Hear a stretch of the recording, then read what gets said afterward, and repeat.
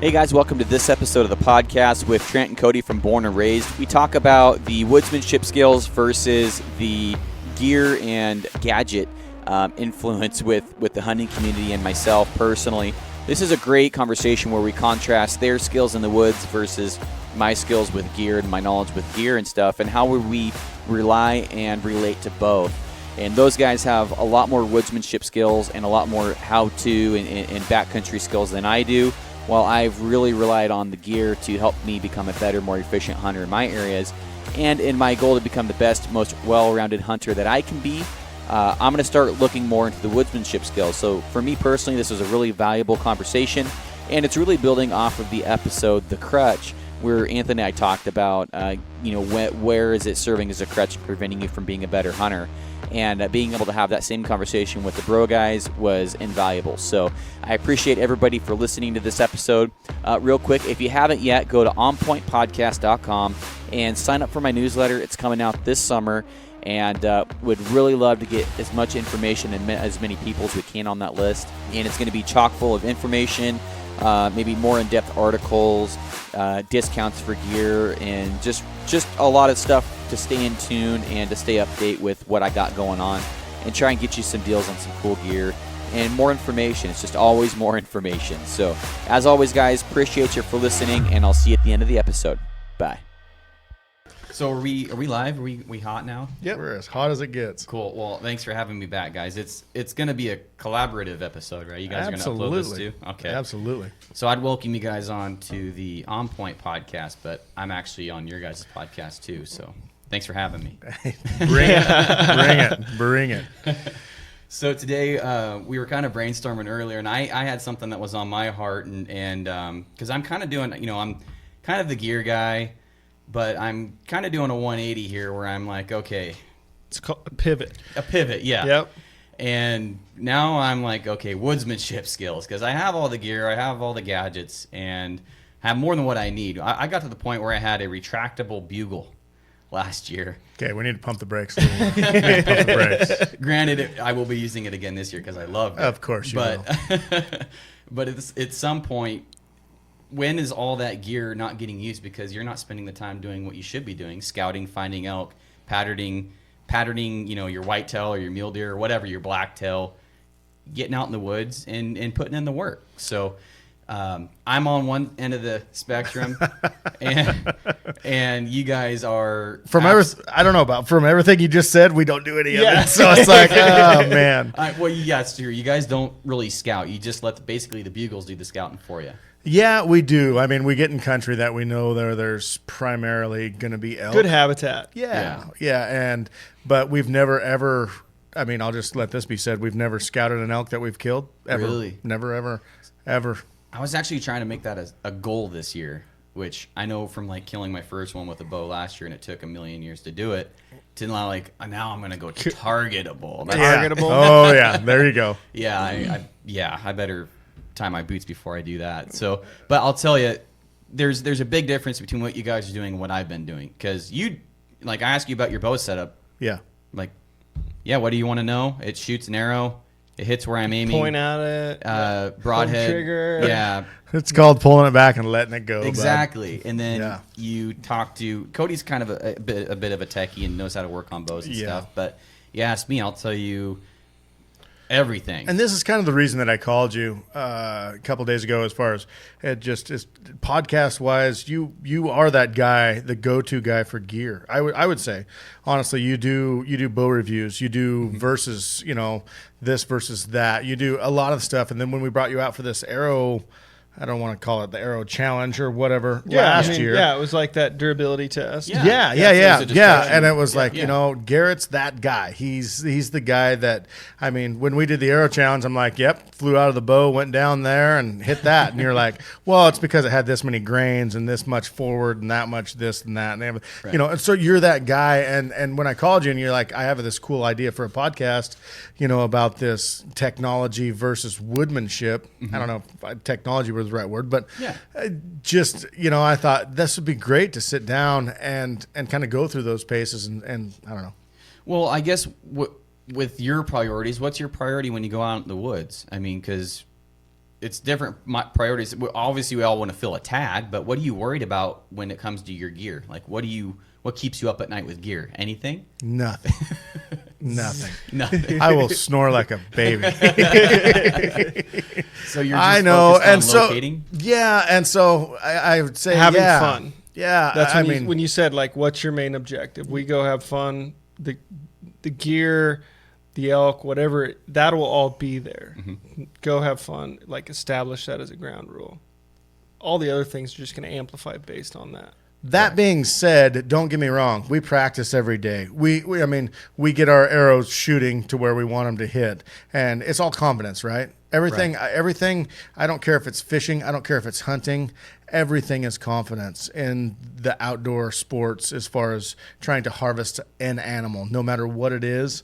If you have confidence that you're going to go out and do that, I believe you're going to be way more successful than the guy that just goes, I just bought this from REI and I'm going out there and I'm going to try. You know what I mean? I know exactly what you mean. It's like guys that wear face paint. I wore face paint for the first time last year, and you guys have been face painting for a while. When did that even start? And some of it's even just nostalgic, just to do it. Back in the 90s. A long time ago. Yeah. A Well, long time ago. it's there's kind of a debate out there, like, why do you camo all up, and then for me, I don't paint my face. Why do you do all this and wear all this nice camo but not paint your face? It's like I've never been in a scenario where I lost an opportunity, an animal. I'm like, man, if I had face paint on.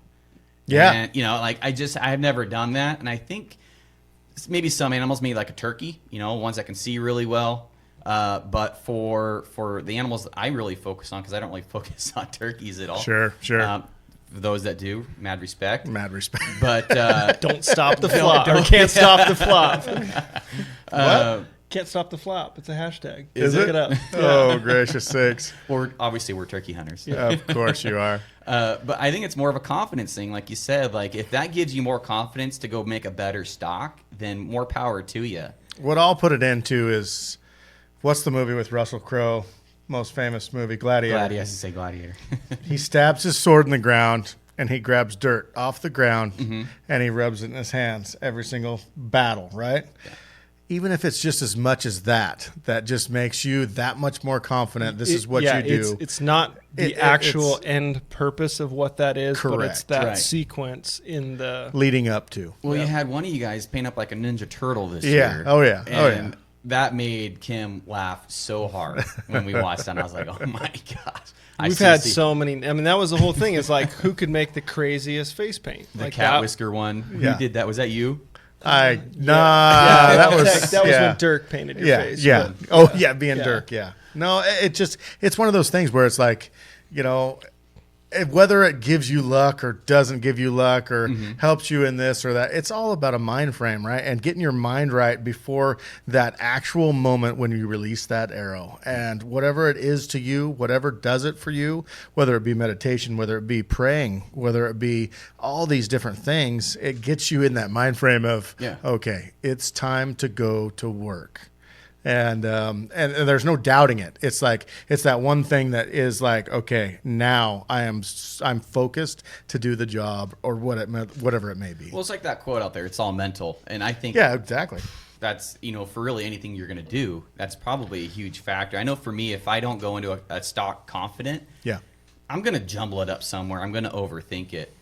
And having said that, though, being overconfident, like, I'm going to go kill that thing. Like this year, I had a mule deer, 150, 4-point. We hunted hard, and that was the best buck we could find. So I was making a stock on it. And I had my gun, and I'm like, oh, you're so dead. Like, I had you at 600 yards, but there's like a 25-mile-an-hour wind. I'm like, I'm just going to get to 200 Yeah. seal the deal. So basically, all but walk up to it.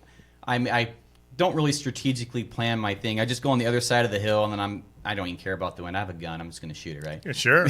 So I go over, peek over, and then I look back, and my dad's like, yeah, like, what? He's gone. You idiot. Like, I had no respect for the stock because I've been using a bow. I'm like, I can easily get within 200 yards with a bow. I just need to do that with a gun, and I'll shoot it. Right. And so being overconfident for me, like, I don't know, there's been a lot of situations in the wood where I've never maybe been in that particular situation. Say if we have a bull on the other side of a ridge, he's not coming in, he's staying that 150 out. And I'm like, I know what we need to do. How the heck do I know that? I've never been in that situation. So sometimes I'm a little overconfident, but I've never been unable to make a call out there, but it's never been because of gear. It's always been because, I don't know, instinct and woodsmanship skills, I guess. I'm not really sure where that comes from. Maybe just being a douchebag out in the woods making bad calls. I don't know.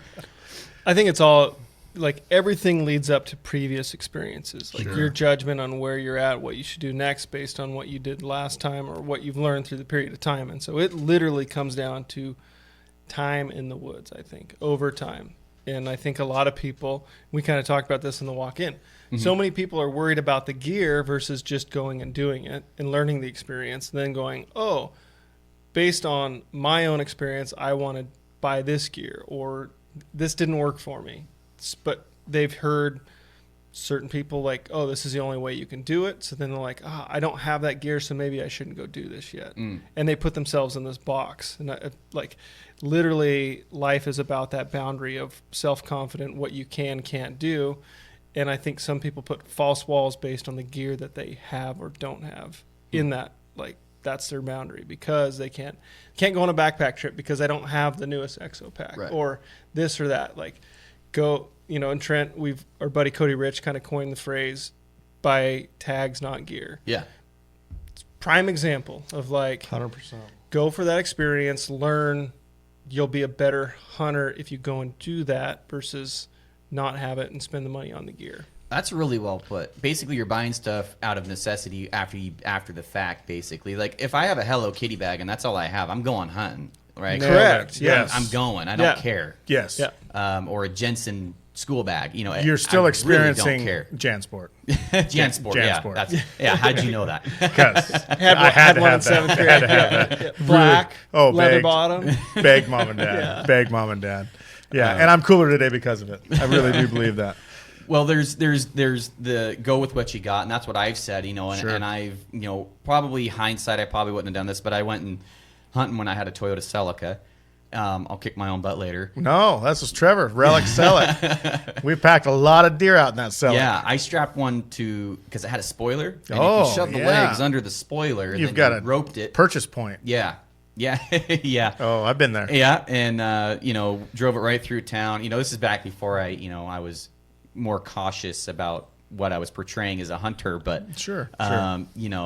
Go with what you got, man. I mean, I did that. I would bottom that sucker out going up roads that shouldn't have been going out, and I didn't have any of the good gear. Don't let materialistic things hold you back. Right. Don't create a wall because you don't have an EXO. Correct. Or Crispies. Okay, I wear Crispies. I wear an EXO, but I can guarantee you that I'd still get it done. The first probably 6 bow kills I got were in Pumas.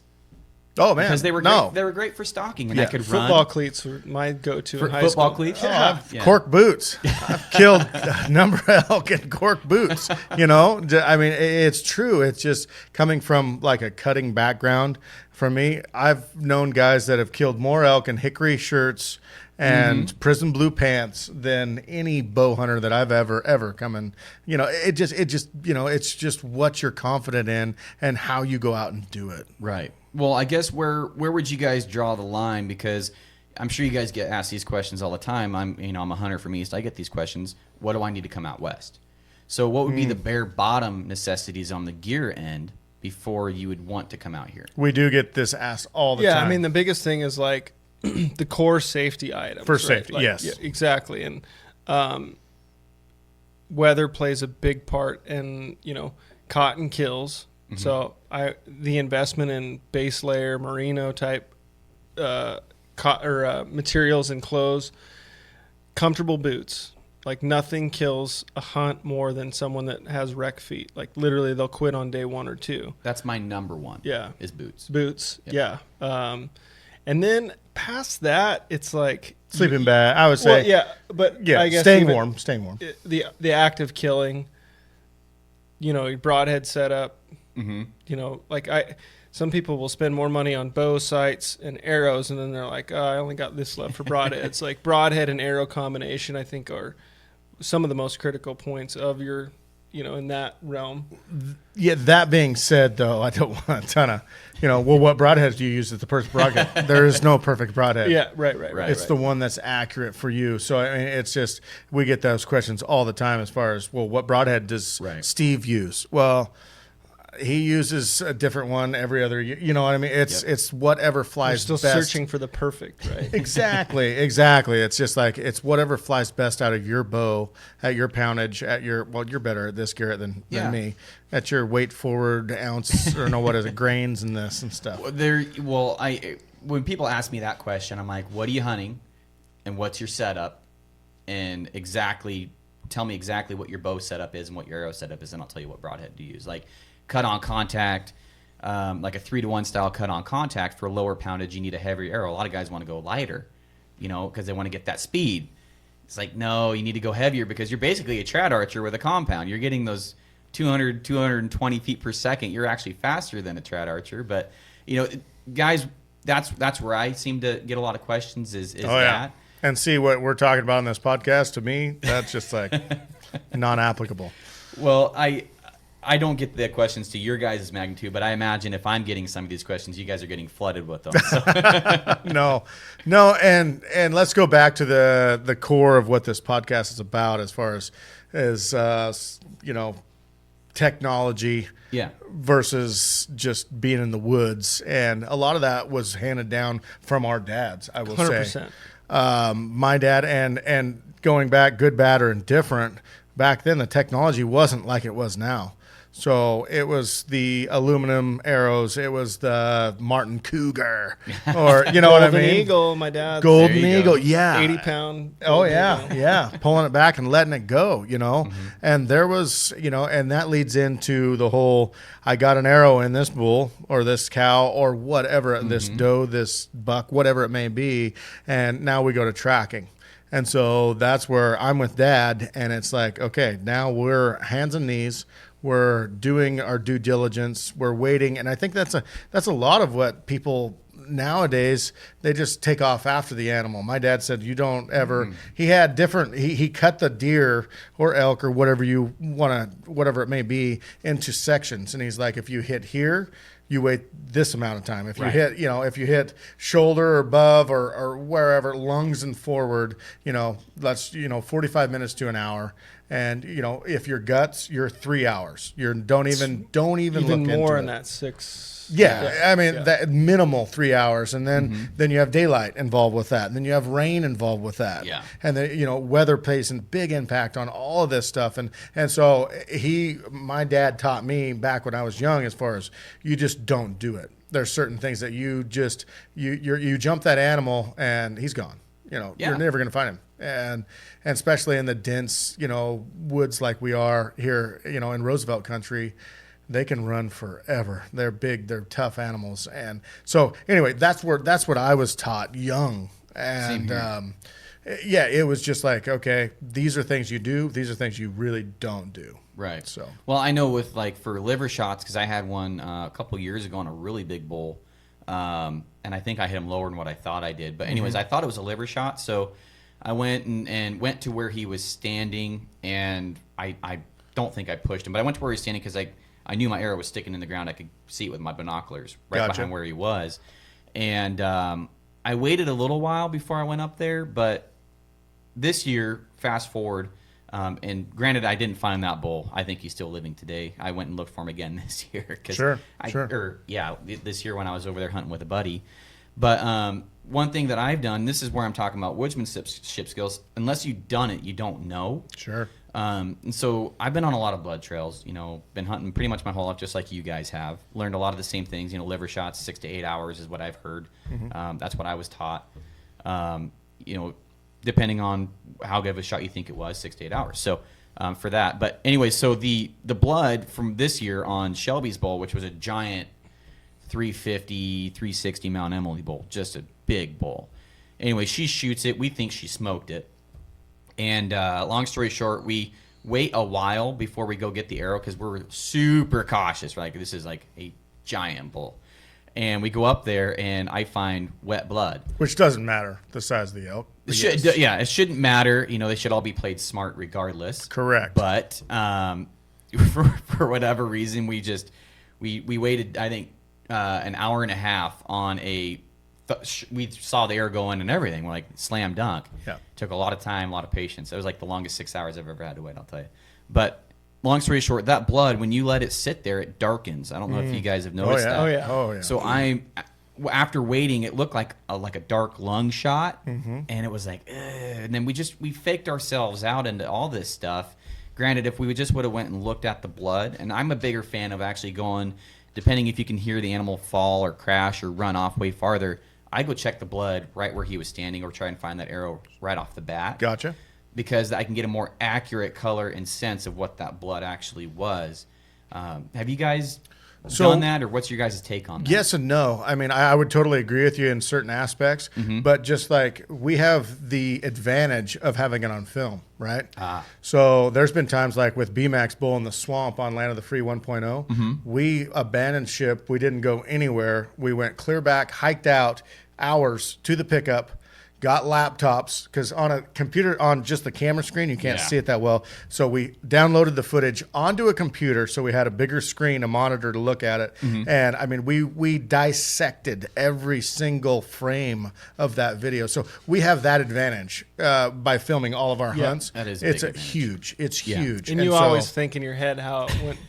It literally most times it's totally different than what you. Probably the worst person to ask where they shot is the shooter. Well, at times, but at the same time, some people, can shoot an arrow and be like, it hit right here.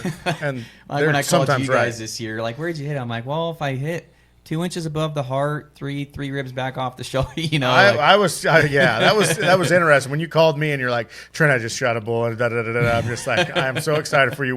Tell me what happened. Yeah. And that was fun. That was a cool time. But yeah, so I guess where I'm going with that is you need to get out and get these experiences. You need to know as the blood gets older, it gets that darker look to it. It's gonna change the appearance of the blood trails. It's such a scenario basis. Like no two really scenarios could be the same unless I don't think they can really be the same. No. If you made the same shot on a Rosie as he did a Rocky, but you can see 200 yards, you're going to treat that different. I mean, you are. I mean, if you know that he's not standing there, go check your arrow, man. Like, it's fine. Yeah, exactly. Yeah. And that is too. Is like in the thick stuff. If they sounded like they stopped close, like we won't. We'll wait that hour, even if you smoked it and thought you heard it go down.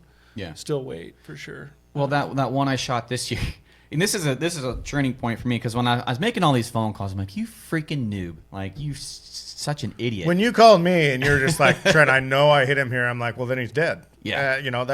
That's a dead elk. I think you're second guessing yourself too much because, and this goes back to having done it before, as far as experience and confidence, and you're just like, you were second guessing yourself. Right. No, that's well put. Well, I think my history with elk, because I talked on the podcast before, is it's been and it is for everybody, it's been such an uphill battle for me personally. I've had so much stuff go wrong, not go our way for 8 years. Yeah. And I've given so many shots away, and I've given so many opportunities to other guys. When I got my opportunities, it was like, what's going on here? Like, I just felt so deflated. And so I'm like, okay, how am I going to ruin this scenario? Chalk another one up. Yep. Here we go. Learning curve. Yeah. But, long story short, I shot the bull, and I knew in the bottom of my heart, that's where I hit it. But then he went like 50, 60 yards. It's like 20-yard visibility at the max. I shot that bull, I think, at 17. And I kept hearing things. I'm like, well, maybe he's with other elk, and if I go and they're going to push him, and just everything that could go wrong. Sure. I was running through my mind, and which is a good thing. Yeah. Yeah. Yeah. Which goes back to the woodsmanship skills and experience. Exactly, which it doesn't go, got him, and I'm running after him, and then you hear this crashing out in front of you, go, oh, no. Right. You know what I mean? He was thrashing every 20 or 30 seconds for like 5 to 10 minutes. I'm like, what is going on here? And I think it's in the same place. It was him rolling down the hill slowly. Yes. Yeah.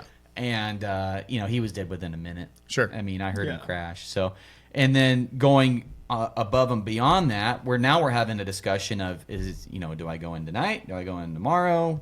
Neat.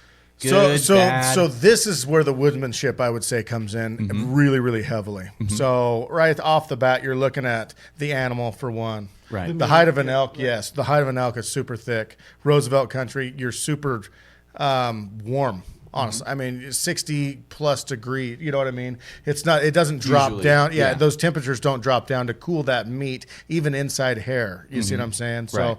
that is a big concern. That's why you see a lot of our stuff at night. We're going to go after them. We're not going to let them sit. And it's like, and the biggest thing, I think you can get away if that elk's dead for 6 or 8 hours. You're like right. That's a fine line. Yeah, you're gonna lose some meat, like inside the heat of the ham, down on the hip, on that pelvis. Any of that meat touching the femur. Yeah, correct. Area. It's gonna be hot. You're gonna you're gonna lose some meat. But so you look at that window and it's like, okay, I shot it at 6 p.m. Where's, and you're not sure on the shot. Where's 6 or 8 hours? It's 3 in the morning. You know, I mean, where does that? So 3 in the morning, we're going in at 3 a.m. Like that, because that extra 3 hours, 4 hours. By the time you maybe find it, now it's 5 or 6 hours past that 3 a.m. mark, and now you're looking more spoilage. Right.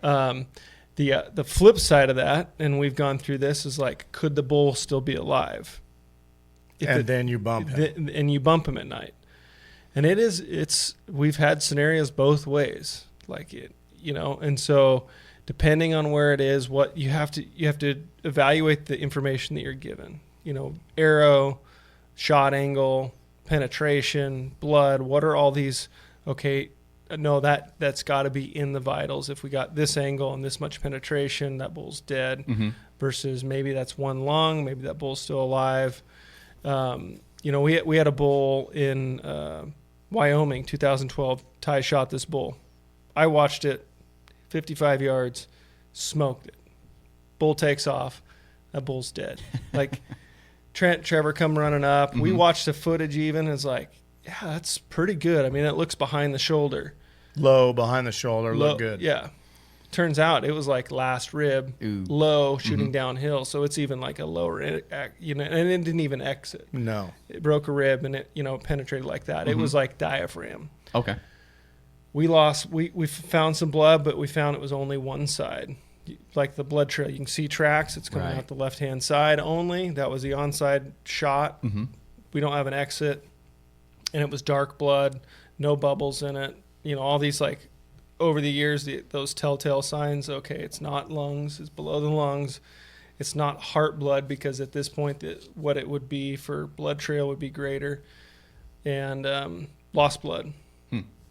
So we literally pulled out of there, and it's like, okay, if that was about 200 yards. Yeah. 150, 200 yards. Yeah. He kind of crossed this bog, and we all made the decision, okay, this bull is still alive at this point, like an hour and a half after he shot it. It's 30 minutes of tracking. Waited an hour. Let's give it some time. We backed out. We gave it 6 hours, went back in there that afternoon and gridded it and found that bull. And it had to be 8 or 10 hours after the shot. A long time. Really? Alive. Really? Yeah, 100%. Couldn't get up. Could not get up, though. Yeah. But had to shoot it again, but alive. Found it literally by gridding. So it was the terrain dictated the opportunity to find it, because you could see. So we spread out, as long as you could see the ground in between each other, 50 yards, whatever that is.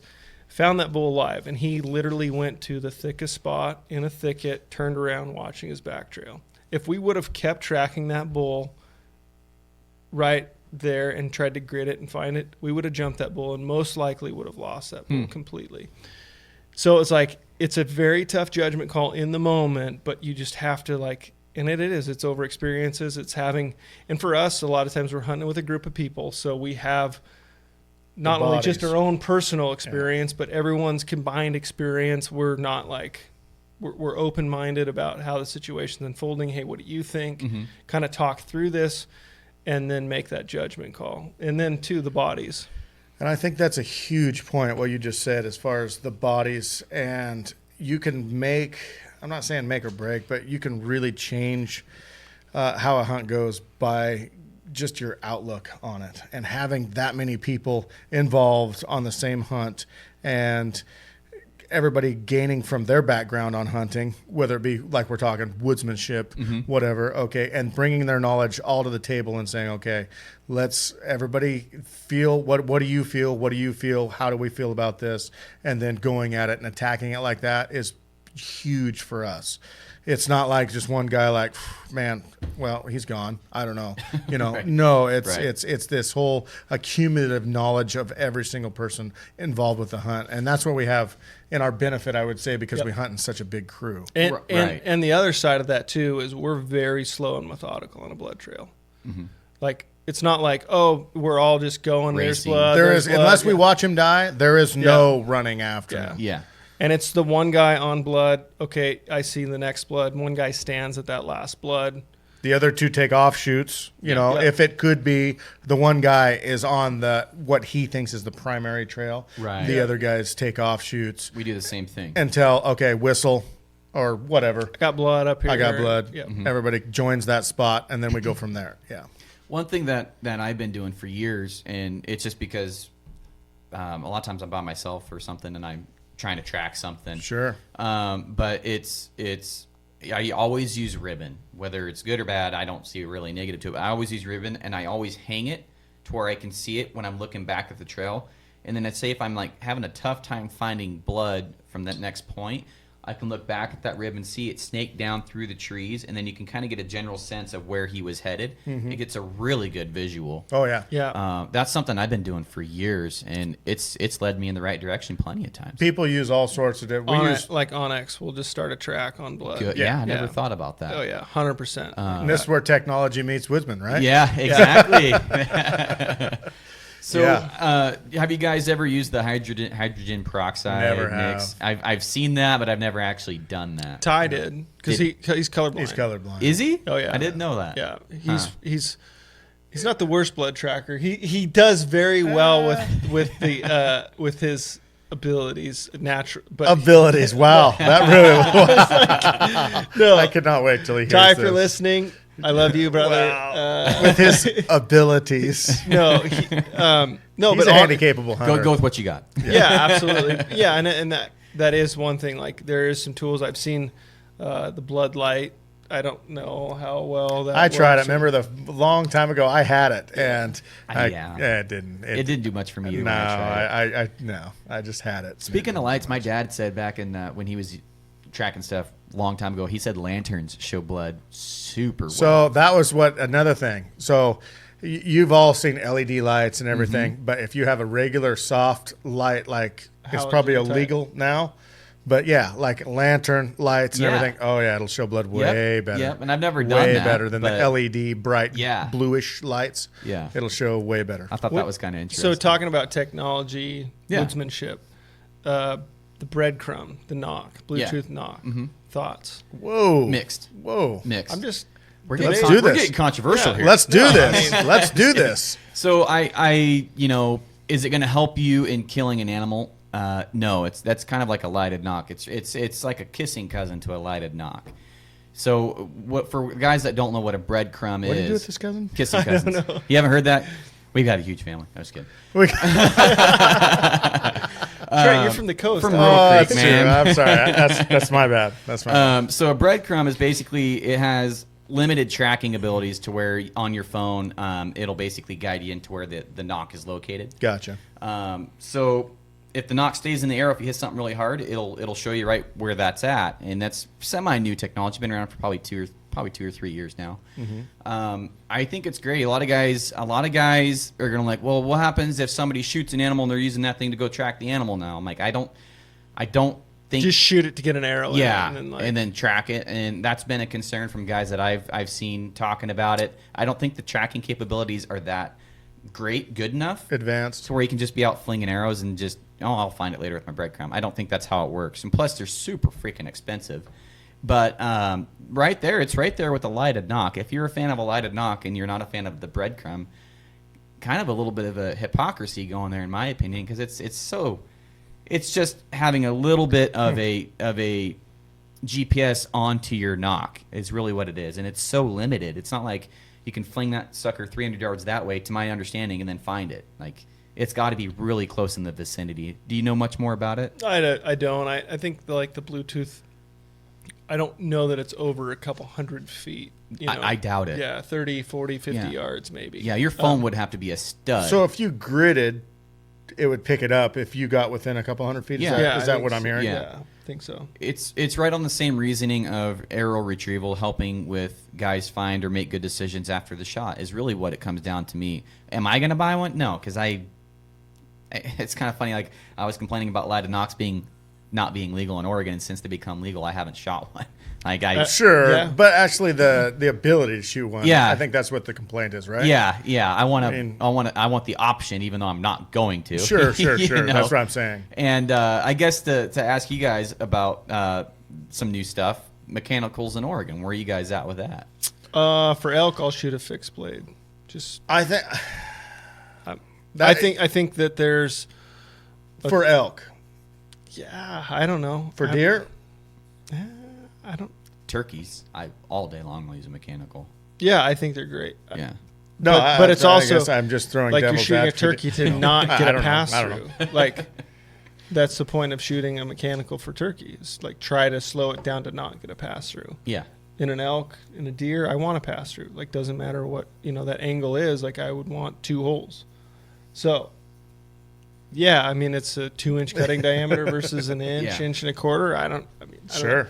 Just that's like the one, and I've always been basically a fixed head, non-replaceable blade. Like it's just cut on contact. That's Yeah. how I've always been. So And I think it always comes down to ethics, right? I think and everybody's different. Everybody's, you want the cleanest kill, fastest kill that you can perceive to happen. I mean, that's just the bottom line, right? All of us think the same way. accuracy.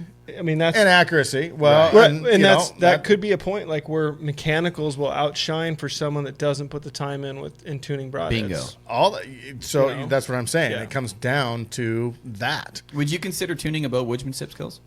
Yes. Yes, 100%. Same here. So I mean that's where you're using the You can buy the as a most crutch. badass toy, but if you don't know how it works, then what is it? exactly paperweight. Yeah. Yeah. Big one though. Big paperweight. Yeah. Well, I'm on the fence about using them over here because I've talked about it a few times. If I shot that elk with a mechanical this year, I don't think I would have got it because I shot right through a fir limb to get it, and it's about the size of a little bit smaller than this cord. Was about the limb I chopped off. Okay. So 16th inch. Yeah, I mean pretty small, but through all the testing and stuff that I do and all the shooting and all the everything, I'm like, See, so that's where. But at the same time, that's where even though you didn't mean to shoot that limb, obviously. no. But that's where your technology that you've studied and that you've went over time and time again helped. Yeah. Right? Well, having a sharp broadhead because I chopped 2 of those limbs off, and I knew if I could put the pin where it would go there because it takes a lot more than that. How far were the limbs from the elk? 10 yards, but we're talking the edge of the limbs where it's really flexible, and if I was shooting like that close to the main stem of the tree, it probably would have, and I would have took the shot. So Guaranteed. it's so like, well, you shouldn't be shooting. Well, it's towards like the last foot of limb probably. And you most of the time going when for the you're bow. Yeah, you don't Yeah. see the limbs even. No, you're looking right. Yeah. You weren't shooting knowing you were going to hit the limbs. I knew I was going to kill it, and that's my thing. My philosophy is if you're taking a shot and you're hoping to hit the animal, you're not taking a shot you should be taking. No. If you're taking a shot knowing, like my mindset, every time I draw that bow back, you were so dead. I think that says it both. That are best. Yeah. I think that says it way best. Yeah, that's my philosophy when I take a shot, and it's served me well. I mean, I've only lost 1, well 2. I had one animal in Africa jump the string on me, but that I will take responsibility for that one. But the guide should also take a little bit of responsibility for that one too, because he told me to shoot. But long story short, it was my shot. It's still you. Yeah, it was a long shot. He's like, oh, it'll just stand there and let you hit it. I'm like, really? I'm like, all right. So 72 yards. Here we go. Spunk, and then that thing, when that arrow's like at 20 yards, it starts running, and I hit it right where it was a black wildebeest, and it's still alive, probably thinking about how big of a jerk I am today. But I hit it right where the tail comes out of the butt, just right there, and it just stuck right in there. I was like, won't move on me, huh? Doesn't look good. Yeah, I'm like, there goes $1,500 running away. I'm never gonna Has the most expensive arrow I ever shot, you know, and That's why I will never go to Africa.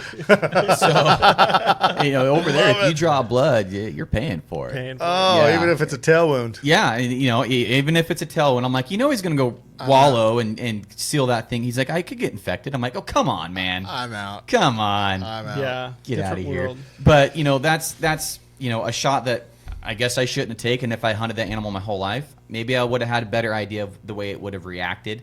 Oh, yeah. And you know, I just, that's kind of the woodsmanship skills thing, right? Yeah. So, What else do you like put in the bucket of woodsmanship? thermals, when to be aggressive, when not to yeah. be aggressive, Yeah. animal behavior, when does it kind of act like it's known, like, is it blowing at you, is it stomping its foot, is it its ears kind of going back, is it knowing that you're there? Does he bark? Because I don't know if you, and this is just personal theory, I'm not a veterinarian, but if you hear somebody talking behind you and it's really quiet, don't your ears kind of perk backwards? You can kind of feel them like perk backwards. Mine do. I got big ears, I guess. But I think a deer's kind of do that same thing involuntarily. If you make a sound in a certain direction, it's really quiet, you'll see one ear or maybe both ears going in a certain direction. So you pay attention to those little details. You can tell if that deer's picking up on you being there. You know, outside of the obvious, you know, it's blowing at you and stuff like that. There's also ones that are twitched on where I feel like we're playing a game of peekaboo where it's down feeding and then you're getting ready to move and then okay, yeah. and then I'm back to feeding. You know, like Trying to fake you out. Yeah, trying to fake you out. I'm like, oh, not this time, man. Yeah. So, you know, there's all these little subtle clues and tiny nuances that go exactly. into it. You know, to me, that's woodsmanship skills. One of the most important to me, though, is blood tracking. I think that's huge. Yeah. You know, I think that's And where a lot of guys go wrong. there is no, you do this and you will get this. You know, there is Exactly. none. There is none. It's just doing the best with the knowledge that you have. I think the best one that you talked about just a second ago was, as far as the thermals. You know, Yeah. you hear us a lot of times. We're going to slow play this one, and people are like, "Why are you slow playing?" You know, you saw where they went in the woods. You know, and so where we're from, Pacific Northwest, we're doing a lot of clear-cut hunting, right? Mm-hmm. So we'll see the elk out at daylight, and we will just sit on them. We won't go down in the clear-cut. We won't go down after them. We'll just sit on them and watch where they go into the timber. And a lot of times we'll slow play. So we'll just sit back because all those thermals are going down. So we're like, okay, we're going to be chasing them from the top down right off the bat. So Right. let's just wait this out. Let's wait till they get bedded. Let's wait till that 11 till 2 o'clock hour and go after them. And that's kind of one of the things that we do a lot. And we talk about it a lot too, as far as that goes. But yeah, it's knowing. know when to hold them and know when to Yeah, fold yeah. them, you know? So It's just it's kind of like, okay, it's all a percentage, right? My percentage of chasing them into the woods at daylight, even if he's a bugling bull and trying to get him to run back and see me and shoot him, are slimmer than letting them go do their thing, bed down, follow their tracks in, get the wind right, and then go after him. And so, yeah, it's one of those things where it's just like a percentage deal for us where we've had higher percent of the time we've killed bulls from 11 till 2, and that's what we're probably going to do almost every single time. Really? Yeah. It's funny because, and we hunt a little bit different, but all the bulls we've killed except 2 have all been in the morning. Okay. Yeah. And I think, honestly, it's because we're more enthusiastic and confident in the morning, and then Sure. by the evening we're like, crap, you know, it's just a different Whereas us, we mindset. killed a boatload of our bulls right before dark. Exactly. noon on by far is like 70 or 80%. Really? Yeah. Well, that one I Yeah. shot last year is at 7:30. I'm trying to think like Yeah. early. I don't. Not a lot. There's been a few, Yeah, but not but a not. lot. But So not what very, would very be few. would be another woodsmanship skill in your guys' opinion that maybe I think isn't like common? navigation. You know, like just literally, you can go and follow a GPS, but that's not necessarily the best. Just knowing the lay of the land, understanding how topography works, how the terrain, what the vegetation's like. Mm-hmm. That over years of experience, since I still remember this like blatantly with my dad, following him around. Didn't ever take a GPS. He would know what time it is, and he would know exactly what direction the truck was. Like, Yeah. and I would say at right. 9 years old, Uh-huh. you know, we'd stop and he's like, "Well, kid, what time do you think it is?" I'm like, 10:42. He's like, 12:38. You pull out, and it's like within 2 minutes. And I'm like, how did you do that? You know, it's just like the sense of time that, you know, in nature, how things are. And then the direction side of it. Like he knew exactly where the truck was based on, you know, where we'd been, granted he'd hunted that all his life. So it's like, you can stand on that stump and know exactly where. But yeah, I think that a lot of people just trust technology over experience. Like if you took a GPS, if your phone is dead or if your GPS is dead, where's the truck? How do you get back from here? That's brings back memories hunting with my dad, because always when we're out in the woods, we kind of play a game. Where do you think the truck is? You know, and I think maybe looking back, he was trying to make sure if we ever got split up, I could find my way back or something. But, sure. I still play that game all the time. Yeah, where do you think the truck is from here? And then now you have a phone, you can point right to it. You know, but it's still fun to play, and it's a good skill to have, having your bearing and stuff, and getting over there in the coast and some of those deep canyons. It can get hard. You know, you start following the wrong creek, you can get turned up on the wrong main line pretty easily. Yeah. Oh yeah. You know, I correlate it back to just confidence, I guess, in the woods, and just like, hey, you know, it's starting to pour down rain. Let's build a fire. And a lot of people are like, whoa, wait, hold on a second. Is this a survival mode? What are we going into here? No, let's just build a fire for, you know, to be comfortable in that setting, because you've been in that setting before. You know what I mean? Whereas the guy that's going into the woods without those necessary skills or something, they're like, should I build a fire? Oh my gosh, should I get out my emergency blanket? Should I, what's going on? Are we, you know, it's just being comfortable in the woods. It's being comfortable in the uncomfortable. Absolutely. You know, it's just like, okay, this is a predicament, and how should we handle this in the best way to do it? Right. I think, and that's where I gather, you know, as far as woodsmanship in that kind of realm, as far as, all right, yep, let's wait this one out. You know what? It's going to be all night, guys. We're in there too far. We've put too much meat on our backs. We're all exhausted. Let's be smart here. Let's not get anybody hurt. Let's start a fire. Let's get the meat off our backs. Let's get the, you know, and whereas a lot of people would panic in that realm. And it's, as far as woodmanship skills, to me, are like in that realm of, it could be a panic scenario. It could be actually a crisis life-saving scenario. You take the right steps to do what's the smart thing to do. That's funny that you bring up fire. Yeah. Because Pyro Putty, have you heard of that stuff? It's a brand new product I'm going to be testing out here soon. Oh, no, we saw that at the Hunt Expo in the phone scope booth. Phone scope. Is that what it was called? Yeah. Oh, okay. It was, yeah. Yeah, I'll be testing that stuff out here soon. Back to gadgets, you know, for woodsmanship skills. That's a gadget that I think actually could help woodsmanship skills, or help you find. Basically, it's like dry tinder in your pocket, from what I gathered. And if I remember right, it was like it had the consistency of like putty. Yeah. But then you would peel it out and it like have fibers. Like carbon almost, like a fiber. It would. Yeah. Yeah. In the video I saw, the guy was dunking it in water and then lighting it back on fire. I'm like, okay. Because I'm like, well, okay, how does it work when it gets wet? And Sure. Next thing I know, he has a video of... Have you ever done the Vaseline and cotton ball? We actually kind of used to do, you know, the little tube in the middle of a toilet paper, that little cardboard tube. Yeah. We'd fill that full of stuff, and then we've done that with Vaseline before, but never actually just done the Vaseline balls before. Yeah, like the old film canisters. Yeah. And then Vaseline, and then just a cotton ball. Yeah. So these are things that a lot of guys would probably think, well, that's just common sense. But from my experience, especially from the safety side, we were talking about safety earlier, because I hear it all the time. Guys get hurt. Well, it wasn't. The guy had no common sense. Yeah. Well, common sense, and even with anything in life, is from my experience, has been, you know, common sense can be summed up as a guy's I guess a unique perspective based on somebody's experiences. And if you don't have those experiences, you don't have that rabbit ears common sense.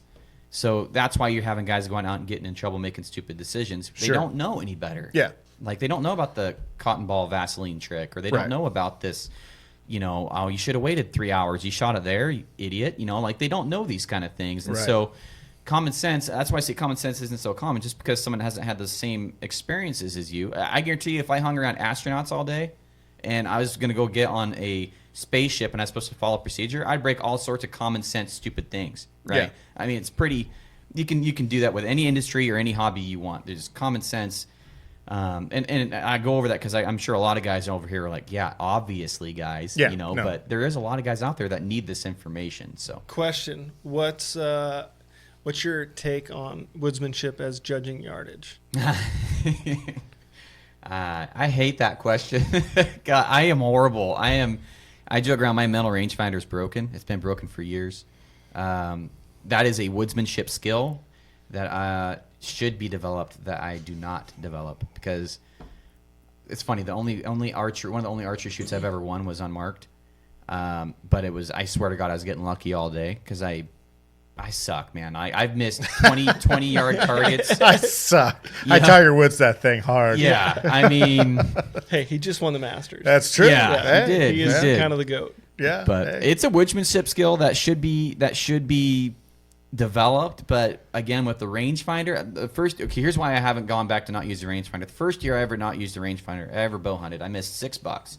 Some of these were Pope and Young blacktails, like big blacktails. Size doesn't matter, but yes. Okay, big bucks. I see that reoccurring in this. Yeah, reoccurring. Well, sometimes the bigger it is, the harder, the more bittersweet it becomes. Okay, is that what it is? Yeah. Okay. Yeah. I was just checking. And this may or may not come back to But no, I woodsmanship appreciate versus technology. Yeah, and no. my cell phone says I got to kill a big buck. Because guess what? Everybody on Instagram is. So That is I true. have to kill one. That is true. I'm just throwing that there's out there. no pressure. Others. I'm just throwing that out there. Well, no, and that is a good perspective to keep in check. I appreciate that. And I'm going to bring this full circle, and I don't mean to interrupt you. But you're fine. If you want to look at Born and Raised Outdoors, for the first longest time, we didn't kill anything big, nothing. Right. And it was the Still, it's opportunity. randomness. Yeah, it's so random still because we don't pass anything up. But at the same time, I think a lot of times it is the ability to go out there and you're going to harvest anything. Yeah. And I think that really enhances a little bit, because if you put yourself on that pedestal of I need to kill a big buck, and I'm not saying you were at all. I'm just saying. No, I'm just saying that was just Yeah. incidental. It sounded like, but at the same time, if you go out there, your nerves are going to be so much more heightened Yeah. by having to kill something big. You know what I mean? That's a I good think, point. The way to put it. I really do. I really do think that. And I think that's where we have went into with the whole mentality of I don't care what it is, I'm going to try my hardest to kill this thing. And doing that has gained us leaps and bounds, I think, as far as learning how and what to do in the moment of truth, no matter what size the animal is. For sure. And we talked about this at lunch just a little bit ago, how Broderick and how Aaron Snyder, I mean, they've killed so much stuff to where it turns you in from a hunter to a killer. And so I'm serious. Yeah. And so whatever steps in front of you, it's either it's going to die or really be scared. You know what I Right. mean? So it's that opportunity, right? And I think that kind of goes into woodsmanship as far as, okay, it's a mentality, right? It's all mental. We talked about this a little bit ago. It's one of those things where it's like, okay, I've had this opportunity before. I don't care if it's a 3-point or a 28-point, you know, Right. I've done this before. I've seen this same scenario before. 28 points. Yeah, there's a lot of Is that Eastern count or Western count? 'Cause that's impressive either way. Western. Western Yeah. Roosevelt. No, but it's just one of those things where it's like It's a 14-inch I didn't know spike. we had red Yes. stags over here. yes. So anyway, But go ahead. but no, Back to the rangefinder. yeah. I'm sorry. Yeah, So yeah, I yeah, missed sorry. a bunch of bucks, My and bad. some of them, were spikes. Some of them were big bucks. Sure. And granted, the first buck I ever killed with a bow was a spike, and I was so I'm not a horn hunter, but I will get into that later here in a second too, because I want to contrast what you're saying with where I'm at for the deer. Sure. But I missed buck after buck after buck, and none of them were horizontal. They were all vertical, always too high or too low. All of them are right behind the shoulder. Gotcha. And so I'm like, this is dumb. So I went out and It was bought a range issue. it was me not judging range correctly, and then the ones they would be so downhill. I didn't know. That's before I knew about angle cuts. Cutting yards. Yeah. Yeah. And so woodsmanship skills, right? And so, Sure. long story short, first animal I ranged, I shot, and it was a spike. But I mean, I say that because I discriminate with deer on which ones I kill now, because I've had a lot of success with the deer. I'm not saying giant bucks, but a lot of nice blacktail and some mule deer and stuff. Cool. And so for me, I'm developing my woodsmanship skills by killing those more mature hunted bigger bucks, because they're harder to kill. Like you can go. I know this is probably going to sound bad. You can go drive around to the woods here and kill a fork and horn blacktail every year, with the bow, in my opinion. Just glassing units and then finding one that you can stalk pretty close to the road. And we're talking maybe it's 100 yards off the road, maybe. I mean, I think a guy could go do that every year. I don't know how people don't kill something every year. There's enough small bucks around here. Opportunity, you know. But having those harder, more smarter bucks, like the buck last year took 0 woodsmanship skills. But the buck before that was a blacktail that I had patterned and went out to kill him opening day. I smoked him. But he was, that to me was way more rewarding than just going out and kind of getting lucky, I guess, looking for that one. But you're getting a whole different experience killing these more pressured bucks or more sought after bucks. And that's why even with elk, I don't discriminate. I shoot the first one that comes out. Absolutely. I suck with elk hunting. I don't suck. My record does not reflect how I feel I am as a bow hunter. Like I said last time, what did I say last time I was here? I was like, I'm the most confident, unsuccessful elk hunter. Something. I think that I sounds said about something right. like that last time, but so yeah, there's so in this back to the the range rangefinder. Sorry, rabbit hole. Have you ranged the animal then shot? Almost every single one of them. Almost, I'd say. Minus the bull this year. Since the miss, you mean? There's probably been 2 I haven't ranged. The animal. I've ranged. But so when you went through that year of missing high or low, you ranged all those animals? No, the first one I ranged. That's what I mean. I shot. That's what I'm saying. Okay. Yeah.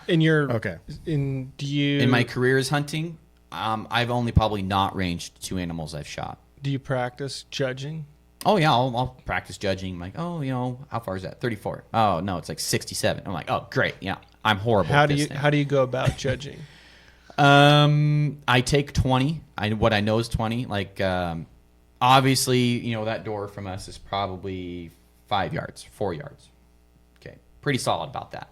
So you take the distance that you do know, and you're taking advice from the wrong guy here, but you take it, something that you do know. As far as what 30 is, if you know what 30 is all day long, then that's your base. But mine's like 20. I know what 20 is, and then I'll try and find another 20. But apparently my depth perception sucks or something, because I don't know, man. I can't judge to save my life, and I hunt too hard to let my woodsmanship skill pride on that area.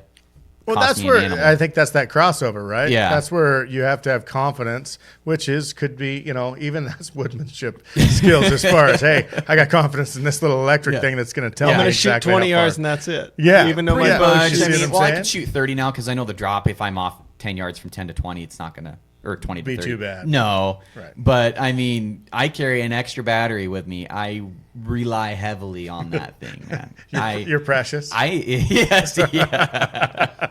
You take that thing from me, I'll be going to the store tomorrow. Yeah, we're done. Yeah, well.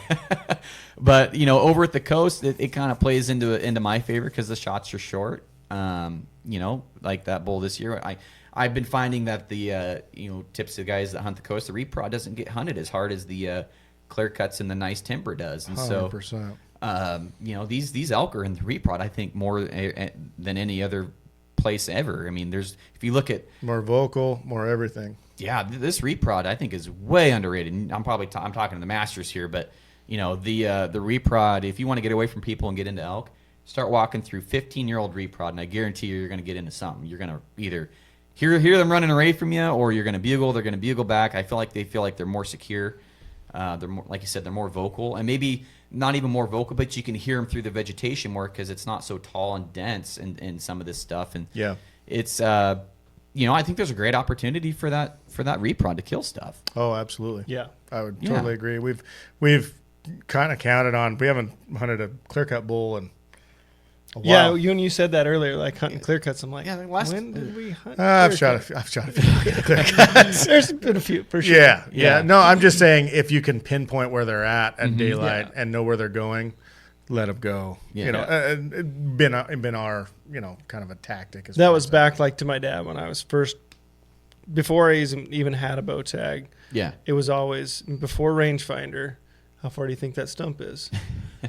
31 yards, and we'd do the walk pace, like my dad's pace. Pace it off. Yeah, pace it off, and then also like recurve hunting, like they're probably glad I'm not packing a stick bow much because I'd shoot like 40 arrows a day, just constantly shooting. Right. Super. But tough. I always carry a judo point, And I always shoot my bow multiple times a day, usually, even when I compound hunting. That's fine. I would encourage the heck out of it. Yeah. I carry. It's a confidence builder. I'm constantly building confidence out in the woods. I carry a thumper arrow. Yep. Yeah. Same thing. And I'll shoot far. I'll shoot far with it because I know it's not going to hurt my arrow, And I'll shoot a stump or, try and shoot a grouse Flower, whatever. 60 or whatever, whatever. Just keep testing myself out there and you kind of have to do that to keep the time going when you're getting your butt kicked out there. So. Not only that, so many guys like practice all summer long, shoot 10, 20, 30, 50 arrows a day. Mm-hmm. And then season comes and they haven't shot their bow in 2 weeks. Yeah. No, that's true. And then all of a sudden you're 2 or 3 weeks into season and, I shot at camp once when we got here. And a lot of people don't shoot. Yeah. So. I shoot every day before I leave for a hunt, every day, whether it's raining, pouring, 32 degrees, whether I shoot literally every day before I leave camp, at least 2 arrows. Smart. And a lot of that gets kind of all the creaks and the pops out of yourself. And if you're close, last thing I want, my shoulder or anything doing is popping and my bow making some sort of weird creak because I haven't shot it that day or something. Yeah. I'm over hypersensitive to the way that I shoot and to everything that goes into that I don't take any chances. I mean, hunting's hard enough as it is. If you suck at shooting your bow, it's going to be not a good time for you. So that's most of my woodsmanship skills is probably centered around my persistence and my ability to shoot good. Yeah. And that's probably, I would honestly say that the rangefinders handicapped me, but I do plan on picking up a trad bow here in a couple years. So I'll have to overcome that at some point. But I'll probably start off on like turkeys or something, something that. Well, I think the thing like technology and a rangefinder is practice, like you said, use the judgment, go, and we talk about this a lot. It's like, okay, we know what 20 is. What's the next 5 or 10 yards past that? Okay, even if it's out at 60, start walking that out there, and your margin of error is going to be less at that point.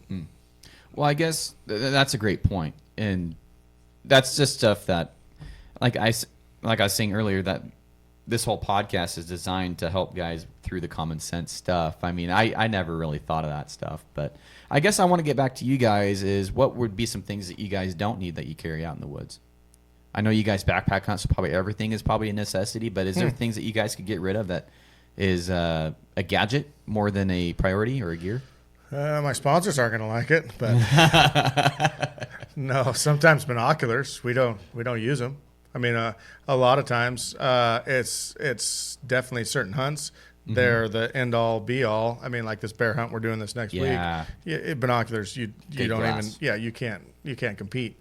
But for what we do, especially on the coastal stuff, especially when you just talked about reprod just a little bit ago, binoculars, sometimes you'll go days and days and days without even pulling them out of their case because you're hunting, you can only see, 60 yards max. So, and then when you get a bull going, whatever happens, but at the same time, you're not usually. And I think I covered this a little bit ago. We're going to shoot it anyway. Or try to. How about that? Yeah. Try to. So, sometimes binoculars are just like, oh, man, it's not as important and in elk season. I could see that. The one thing that I always carry binoculars on me even when I'm hunting the reprod, though, and I don't know why. I think it's just habit. So what I would say, and going back into woodsmanship or whatever, you do fling that arrow, you shoot that bull. We've talked about the scenarios this whole podcast.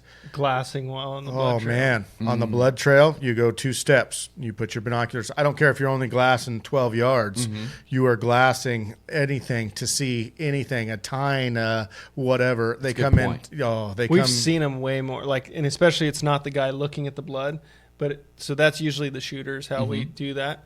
It's usually the guy standing behind and he's glassing out 40, 50 yards, and all of a sudden you see a tine, and you're like, don't tell the shooter, the guy on the blood if they trail. know it's dead. Yeah, exactly. If they know it's dead. He's just there sitting there hanging out. But no, they come in super. So I'm just saying, I'm not saying don't carry them. I'm just saying each thing that you take with you, I think, has its own use and has its own place. I'll be honest, I've pretty much cut any quote unquote garbage or gear. Cody gadget. takes something for a season, if not just a trip or two, and then if he doesn't use it, out over the shoulder, Really? gone. Yep. I find there's a lot of stuff I carry in my pack that I don't use. I'm like, man, why did I bring this?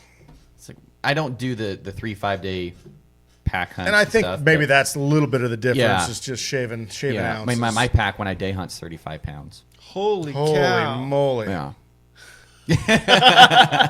So Cody can hunt for 7 days. Yeah, I know, On that. know, but What do you have in there? oh man, Kitchen sink, yeah, television, dog. I tell you, satellite there's dish. there's a lot of creature comforts. Yeah, woodsmanship really comes into this. Yeah, SpaghettiOs, at least 2 cans of SpaghettiOs.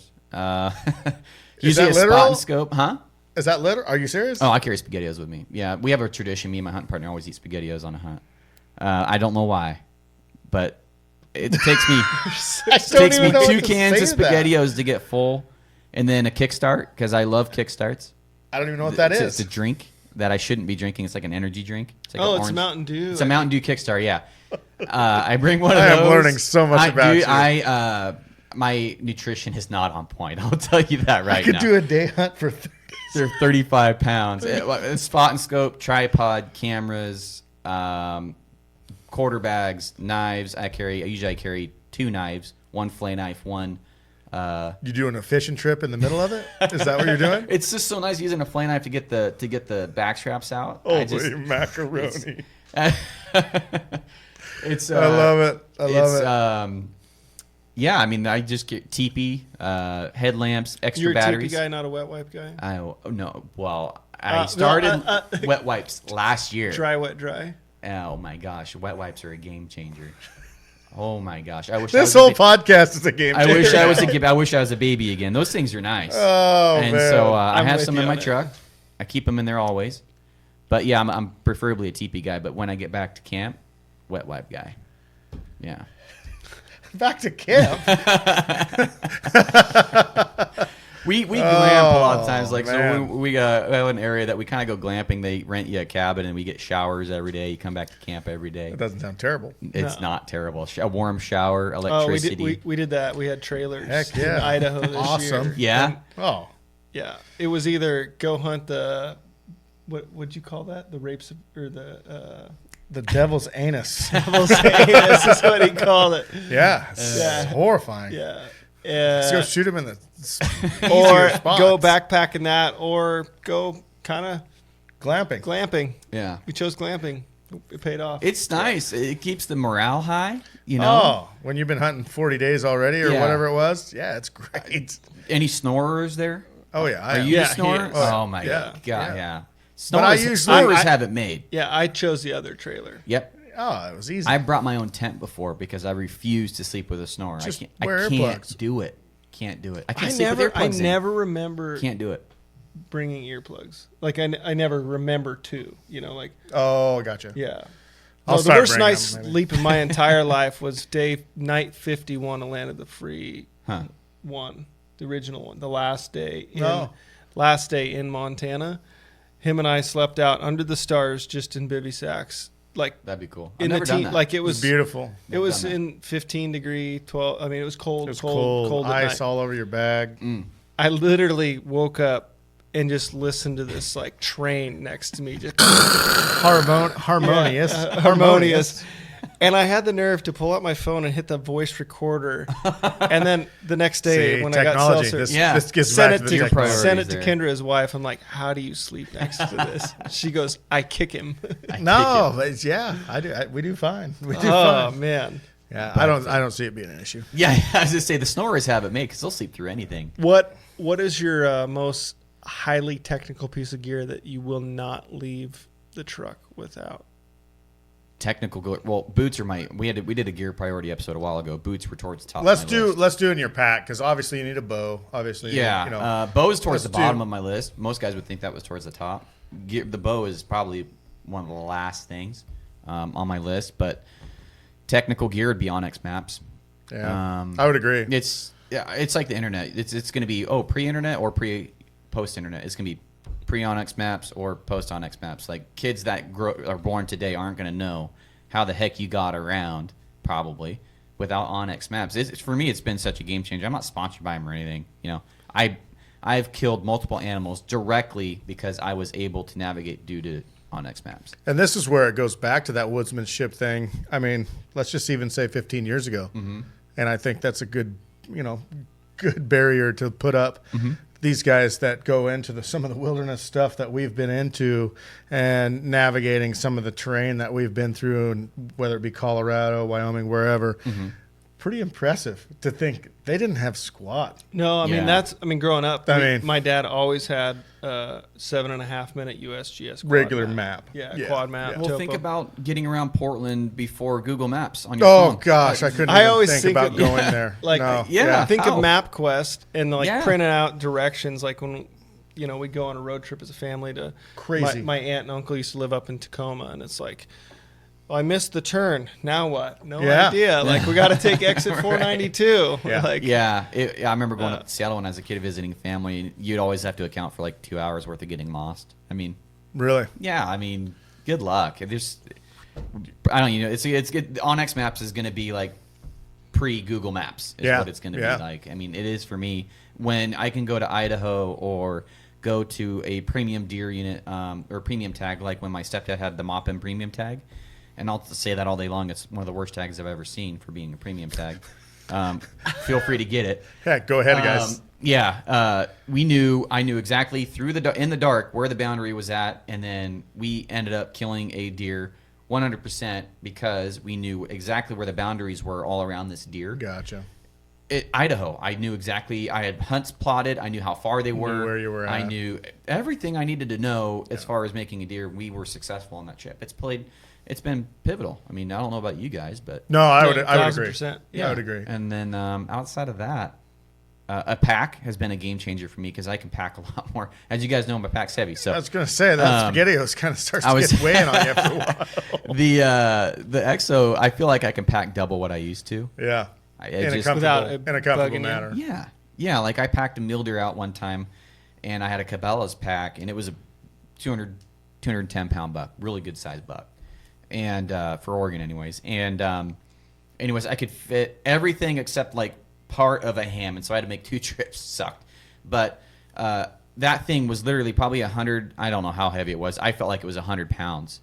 And I had to dump part of the pack out, go back and get the rest on that EXO all day. I just had to stop 6 times in a 1 mile when I had that Cabela's pack, that bow hunting, the bow rifle pack. That EXO, I can go out in one trip and probably not even need to stop. It's amazing, like when I went into it and knowing spec and stuff like that, and getting fitted is a big deal. Yeah. It's to where it fits you right, rather than anybody can throw a pack on and be like, yeah, there's a pack on my back. But to get actually fitted for the pack and make it for you personally, it's a game changer. And I'm glad I don't know how to do it, but Cody does. So. Well, I'll tell you, like having a fitted pack is probably like target panic. Most guys, 90% of guys out there aren't fitted properly. I see it all the time on videos, pictures. Most of the guys aren't there. I studied, talked to Steve about it. I wanted to make sure I'm getting the proper use out of this pack. And when you do it properly, you can feel it immediately. You can just feel it, especially when you have weight on there. Just the way that it sits and stuff. And if you want to see how a pack shouldn't be handled, last year on the mule deer thing, the meat was sliding out from the bottom because I don't have a meat crib for it yet. And so all the weight's on the bottom, which is where you don't want the weight.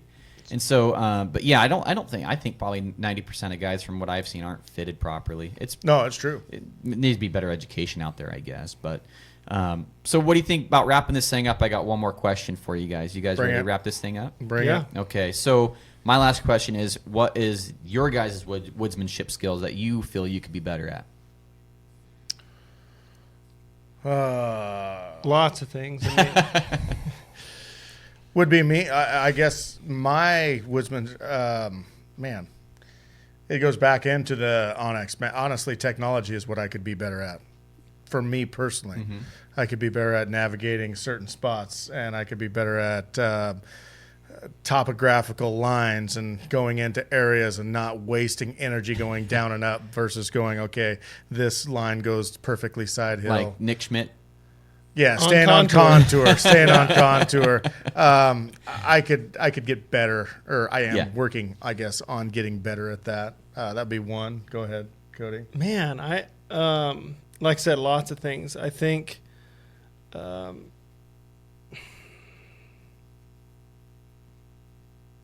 paper. Okay. Wet wipes. Yeah, no. I honestly, I'm having a hard time in that scenario because there's like every time I'm out, I'm like trying to learn something new, you know what I mean? And so I'm constantly picking up, like if we're hunting with someone new, I'm always watching, figuring things out, watching what they're doing, asking questions. When I hunted with South Cox in Nevada, the whole time I'm just like, the way he moved through the mountain, his just strategy on glassing, where next, what, and even the progression from day 1 to day 7, day 8, how he hunted was fascinating to me because it was totally different in that world of elk hunting, and how he literally was like, pick the low-hanging fruit first. He hunted this first little basin. He never left that first basin the first day. Like the next day, like the last day was the hardest day that we hunted the entire trip. 100%. Yep. Like it progressively, we went further, you know, everything about it. The last day of the trip was the hardest hunt. So I think that my biggest thing in woodsmanship is just learning from others, like across the board. You know, not anything I would say one skill particularly. You said a lot of things without saying anything at all. Observe. Observing. Yeah. Observing. Yeah. Nature in itself, like the like everything around in the surroundings, what's going on, birds, whatever else. Like I'm all about like the whole picture versus just that single species I'm going after. Yeah, that's well put. That was good. Yeah. I'll give you that one. I'll give you that one. For me, I get tunnel vision sometimes, and I'm starting to recognize when I'm overconfident and I get tunnel vision, and that for me is my woodsmanship skills, is knowing, being aware that you probably didn't see every deer or every elk in that herd, so why are you rushing in there, kind of thing. And then also scaling back how far I'm shooting animals. I want to kind of make it harder on myself now, because I got into archery because it was too easy with a rifle, because it was, you know, shoot them 300, 400, 500 yards away. I wanted to make it harder on myself, but now I'm kind of scaling that back, and I'm just ever so slowly creeping towards eventually getting into trad, because I'm going to scale back to where I'm going to try and keep it 30 yards or less, or 40 yards or less. But Sure. You know, I think for me, that's, you know, animal behavior is probably mine too. Honestly, there's so many things I want to get better at, because I've been such a gear guy the last long time. I've been a gear guy, and so I think I've been using too much gear, and that's been handicapping me as a hunter. You know, not that I'm a doomsdayer, but if shit was to go downhill, you know, if stuff was to go downhill, and I didn't have the Onyx maps and I didn't have all this stuff, could I go out there and get sustenance living? And you know, that's kind of where I've been thinking, is like, man, wow, if I can't do that, but I act like I do, sure, you know, I'm just a wannabe. So I kind of want to just put in my own mind, I want to be the whole package there. And I think to close this out, I think willing to fail, to me, shows more, I don't want to say woodsmanship or what it might be, but willing to go out and try new things with confidence. I think it builds confidence. It builds confidence in the end, but at the same time, as you learn from your mistakes. Yeah. Don't be willing to go out and say, well, that didn't work. Learn from what exactly you did. Take that all into account. And that's what I think, that's honestly woodsmanship. It's learning from what didn't go right? Or learning from your lack of confidence here, or your judge of yardage there. It's learning from everything that you do out in the woods and gathering all those things to make the best decision for your next move, whether it be your blood trail, whether it be where I hit the animal, whether it be your next move in the woods should be based off of previous knowledge. And that's just woodsmanship of being and doing it, I think. I think that's hitting the nail on the head, man. I mean, like you brought up South Cox, and in closing here, you know, he'll tell you that there's the mule deer make false beds, their first bed, and then there's their second bed where they're actually going to hang out. And I think Aaron Snyder talks about the same thing. That's woodsmanship skills. That's knowing your animal. Absolutely. You know, that's not rushing in there as soon as that thing beds down to beat it. With that said, I watched him literally sprint off the top of the mountain and shoot a buck before 8 in the morning. Did he really? And I was just like, going to stand up at some point. Yeah. Yeah. That's so crazy. You know, that's just, and he's on the pinnacle. I mean, he's 100%. He's up No, there. He's like I said, it was one of the coolest experiences just to go in his realm. And I was asking questions. He's like, well, duh. And I'm like, it's not common sense to me. Exactly. Everybody knows this. Yeah. Everybody knows There's this. that common sense thing again. Yeah. So, well, I appreciate you guys for coming on the show / having me on the show. Yeah, it's awesome. And, it's awesome to see you again. Yeah, you know, it's almost been a year since you know we started this thing, and just to reiterate to your audience that, these guys do follow their inspire and educate and motivate. I think they're entertain, educate, and inspire, and they really do. You guys really do that. Oh, thank you. Guys, I wouldn't have started my podcast if it wasn't for you guys and kicking me in the butt when I need it and checking on me when I need it. I'm gonna keep on doing that. So I appreciate it, man. So well, thanks for having me, guys, and I'll hopefully see you on the next one. Absolutely. Cannot wait. See you guys. See ya.